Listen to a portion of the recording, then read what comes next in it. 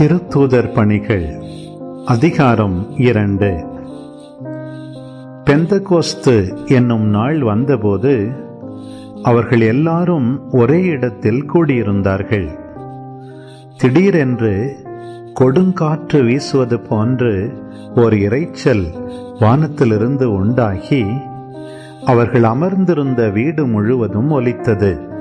மேலும் நெருப்பு போன்ற பிளவுற்ற நாவுகள் ஒவ்வொருவர் மேலும் வந்து அமர்ந்ததை அவர்கள் கண்டார்கள். அவர்கள் அனைவரும் தூய ஆவியால் ஆட்கொள்ளப்பட்டனர்.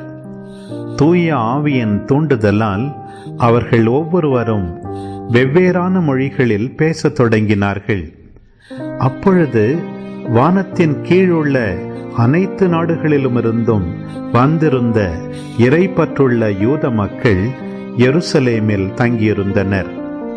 அந்த ஒலியை கேட்டு கூடிய திரளான மக்களுள் ஒவ்வொருவரும் தம் சொந்த மொழிகளில் அவர்கள் பேச கேட்டு குழப்பமடைந்தனர்.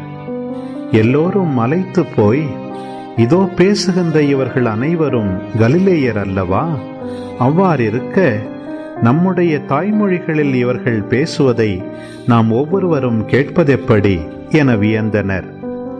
பார்த்தரும் மேதியரும் எலாமியரும் மெசபத்தோமியா, யூதேயா, கப்பதோக்கியா, போந்து, ஆசியா ஆகிய நாடுகளில் வாழ்கின்றவர்களும், பிரிகியா, பம்பிலியா, எகிப்து, சீரேன் நகரை அடுத்த லிபியாவின் பகுதிகளில் வாழும் மக்களும், ரோமையிலிருந்து வந்து தங்கியிருந்தவர்களும், யூதரும் யூதம் தழுவியோரும், கிரேக்கரும் அரேபியரும் ஆகிய நாம் நம் மொழிகளிலே கடவுளின் மாபெரும் செயல்களை இவர்கள் பேச கேட்கிறோமே என்றனர்.